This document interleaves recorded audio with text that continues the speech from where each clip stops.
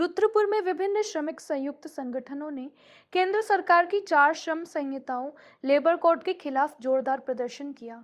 श्रमिक संगठनों ने इन कानूनों को मजदूर विरोधी बताते हुए केंद्र सरकार पर देशी विदेशी पूंजीपतियों के हित में नीतियां बनाने का आरोप लगाया। प्रदर्शन के दौरान श्रमिकों ने कहा कि वर्ष 2025 में लागू की गई ये 4 श्रम संहिताएं श्रमेव जयते के नारे के विपरीत है और मजदूरों के मौलिक अधिकारों पर सीधा हमला है।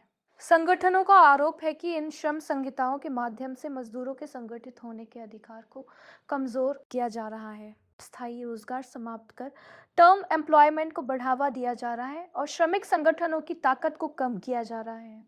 श्रमिक नेताओं ने चेतावनी दी कि यदि केंद्र सरकार ने इन श्रम संहिताओं को वापस नहीं लिया तो आंदोलन को और तेज किया जाएगा। प्रदर्शन के दौरान सरकार के खिलाफ जमकर नारेबाजी की गई और मजदूर हितों की रक्षा की मांग उठाई गई। श्रमिक संगठनों ने स्पष्ट किया कि वे अपने अधिकारों के लिए सड़क से संसद तक संघर्ष जारी रखेंगे और मजदूर विरोधी नीतियों का हर स्तर पर विरोध करेंगे। रुद्रपुर से संवाददाता सलीम खान की रिपोर्ट। मजदूर जहाँ पर होंगे उसी फैक्ट्री में, उसी संस्थान में सेफ्टी वाला मामला बनेगा। जहाँ तक कि खतरनाक रसायन वाले जो फैक्ट्रियाँ होती हैं उनमें तक वो संख्या 250 तक कर दी है। तो ये सारे काम इन्होंने कर दिए। उनको पूंजीपति को वहां से भी राहत देने का काम इन्होंने किया है। ठेकेदारी प्रथा को बढ़ावा देने का काम किया है। ठेकेदारी प्रथा को बढ़ावा देने के साथ साथ ने जो काम वो किया है कि भाई अब ठेकेदार, पहले ये था कि कोई ठेकेदार है वो कहीं 10 से 20 मजदूर लगाता तो उसको तमाम नियम कायदे कानून नहीं मानने होंगे, वो जो है उसके ऊपर एक लेवल पर कानून की जो है उसको वो लागू नहीं होंगी। लेकिन अब इस चीज को बढ़ा के 50 मजदूर तक कर दिया है। यानी 50 मजदूर तक ठेकेदार बगैर किसी जो कानूनी राइट्स के मजदूरों को रख सकता है। उसको मजदूर को कोई देने की जरूरत, मतलब कोई कानूनी अधिकार देने की जरूरत नहीं है। महिलाओं से रात के पाली में काम कराने का नियम इन्होंने बताया कि भाई संतोष गंगवार जब श्रम मंत्री थे तो उन्होंने एक इंटरव्यू किया। उस इंटरव्यू से पहले एक छोटी सी क्लिप चलाई गई जिसमें एक लड़की बोल रही थी कि मुझे खतरनाक रासायनिक उद्योगों में काम करने का मेरे लिए अवसर नहीं है। तो उसके बाद उन्होंने वो क्लिप के बाद, मतलब मीडिया ने जो चलाई थी, उस क्लिप के बाद उनका इंटरव्यू आया। उस इंटरव्यू में उन्होंने बताया कि हम महिलाओं का सशक्तिकरण करने की ओर को बढ़ रहे हैं। मोदी सरकार महिला सशक्तिकरण की ओर को चीजें चला रही है और इसी के तहत महिलाओं को रात्रि के पाली में भी काम करने का अधिकार, पुरुष और महिला बराबर है। ये कहते महिला सशक्तिकरण के नाम से इन्होंने महिलाओं को रात्रि के पाली में काम करने का इन्होंने नियम बना दिया।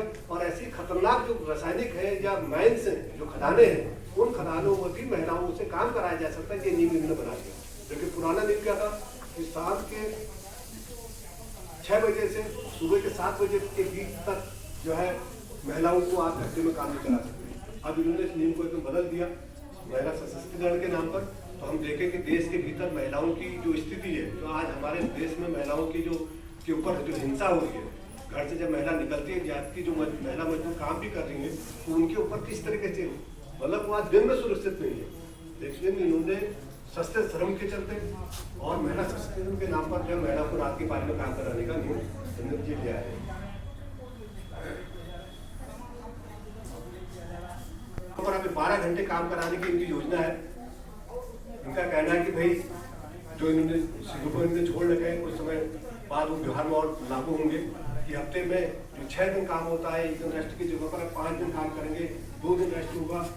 कई बातें और भी आ रही है। कई सारे जो पूंजीपति वर्ग के हिस्से हैं वो कह रहे हैं कि भाई मजदूरों से 90 घंटे तक काम कराने चाहिए। मजदूर अपने घर में वो क्या कहते हैं, अपने 20 बच्चों को देखता थोड़ा रहेगा इतने समय तक, तो उसको 90 घंटे तक काम करना। सब नीतियों का आप विरोध कर रहे हैं, क्या हम आज इंकलाबी मजदूर केंद्र के द्वारा एक दिवसीय सेमिनार का आयोजन किया गया है।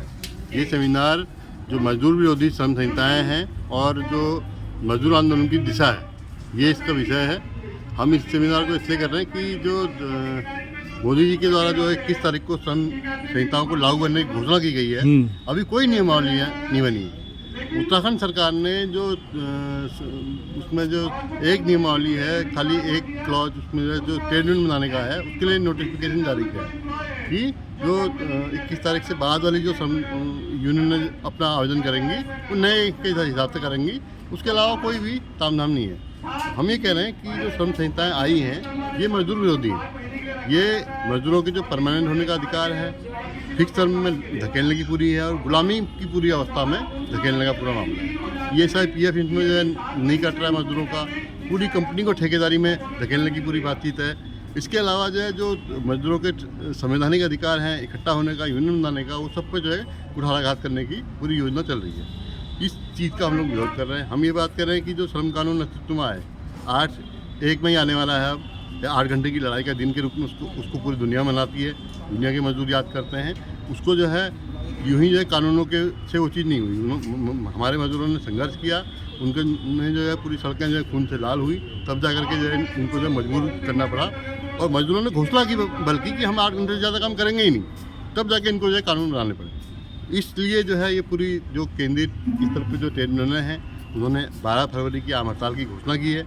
हम उसका समर्थन करते हुए इसका आह्वान करते हैं कि ये खाली रस्म अदा आएगी एक दिन की हड़ताल से नहीं, बल्कि हड़तालों की पूरी झड़ी इनके जो है लगानी पड़ेगी। और पूरे देशव्यापी स्तर पे मजदूर जब तक एकजुट नहीं होता है, जैसे कि PF के कानून में बेंगलुरु की महिला मजदूरों ने जो है पूरा अपना जो है चक्का जाम किया था और मोदी जी को मजबूर किया था कि वो PF का कानून वापस लें, ऐसे ही हमारे ड्राइवर भाइयों ने जो उनके खिलाफ जो कानून लेके आए थे मोदी जी, उसको जो है उन्होंने वापस करवाया।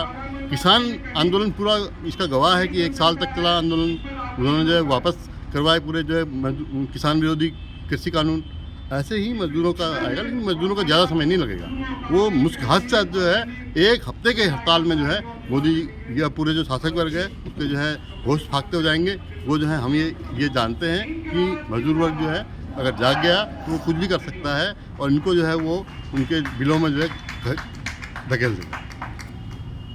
श्रम नीतियों को लेकर जो सरकार लागू कर रही है, जो 4 श्रम नीतियाँ हैं सरकार लेके आई है, मजदूर विरोधी नीति है, जिसका ट्रेड यूनियन जब से सरकार 2016-17 से लाने की कोशिश कर रही थी और 2020 में जब लॉकडाउन चल रहा था उस समय में लोग घरों के अंदर थे और सरकार इस नीति को लाने के लिए प्रस्ताव जो है लोकसभा सांसद के अंदर उठाने के बजाय विपक्ष इसलिए ज़रूरी होता है कि वो जो मुद्दे हैं सरकार लेके आ रही है, जो तकलीफ़ें हैं जनता की, उस चीज़ को उठाने के लिए विपक्ष खड़ा होता है। लेकिन विपक्ष के जो लोकसभा सांसद थे उनके सामने ये बात ना रखते हुए उन्होंने अपनी ओर से पारित करने की जो है कोशिशें लागू कर दी थी। और इन कोशिशों को रोकने के लिए ट्रेड यूनियन लंबे समय से भारत ट्रेड यूनियन जो है इसका विरोध कर रही थी। और अभी हम देख रहे हैं कि बिहार चुनाव जब हुआ, बिहार चुनाव में जो नतीजे आए उसको देखते हुए सरकार ने ये कानून 21 नवंबर 2025 में जो है लागू करने की घोषणा कर दी। और अभी जो है नोटिफिकेशन जारी किया है ट्रेड यूनियन को लेके कि ट्रेड यूनियन जो यूनियन बनाती है तो वो नए कानूनों के अनुरूप बनाएंगी और उसमें भी एक कानून रहेगा कि वो इतने दायरे में या फिर 50% से ऊपर होंगे तब वो यूनियन बनाने के अधिकारी हैं, है ना, इस तरीके से। और जो ये 4 लेबर कोड लेके आई है इसमें 8 घंटे जो काम के दिए हैं, इससे मजदूरों का जो शोषण है वो चरम सीमा पर है। इस तरीके की नीतियाँ लाके इस आज़ाद देश के बाद पहली बार ऐसा मजदूरों पे बड़ा हमला हो रहा है, मजदूरों के अधिकारों पे, जिसका वो पुरजोर विरोध कर रहे हैं। और 12 तारीख की हड़ताल पे जो है ये चीज़ शुरुआत दौर पे जो हड़ताल होगी तो पहली हड़ताल ये रहेगी कानून लागू होने के बाद, जो अभी मजदूर करने जा रहा है। और उसके बाद भी इस चीज़ को लेके आगे प्रोसेस जो है मजदूरों का रहेगा। और जो महिलाओं को लेके है कि वो नाइट शिफ्ट में भी काम कर सकती हैं, जो कि महिलाएं आप देख ही रहे हैं कि महिलाओं का जो शोषण है, यौन शोषण है, चाहे मानसिक शोषण है, सरकार के सामने में सरकार के ही जो नेता हैं वो संलिप्त हैं और उस पर एक्शन लेने की बजाय उनको संरक्षण देने का काम जो है सरकार कर रही है। कुलदीप सेंगर जैसे यूपी में हो गए और यहाँ पे बृजभूषण जैसा मामला हमने देखा और कोलकाता की घटना हमने देखी। अंकिता भंडारी वाला जो मामला है तो 3 साल से अभी तक जो पेंडिंग में पड़ा हुआ है, जब तक जनता सड़कों पर नहीं उतरी। और CBI की जाँच जो शुरू से ही माता पिता उनके कर रहे हैं, अभी तक सरकार उस पर जो है मौन बैठी हुई थी। जनता के दबाव तले अभी सीबीआई की घोषणा हुई है, लेकिन उसकी प्रक्रिया जो है अभी लागू नहीं की गई है, जिसका हम कहते हैं कि सीबीआई जांच होनी चाहिए, महिलाओं की सुरक्षा की गारंटी होनी चाहिए। हम ये कह रहे हैं कि आप महिलाओं की सुरक्षा की गारंटी की बात कर रहे हैं, महिला सशक्तिकरण की बात कर रहे हैं, लेकिन महिला सुरक्षित कहाँ हैं, उनके लिए क्या कानून बनाए हैं? जब महिलाएं अभी घर पे ही असुरक्षित है, काम की जगह पे असुरक्षित है, तो आप ये कैसे कह दे रहे हैं कि नाइट शिफ्ट में महिलाएं जो है सुरक्षित महसूस करेंगी अपने आप को? तो इस कानून का और इस बात का जो महिलाएं 12 घंटे के काम में और नाइट शिफ्ट में काम कर सकती है, इसका भी हम विरोध करते हैं। महिलाएं इसका जो है सड़कों पे उतर के विरोध करेंगी।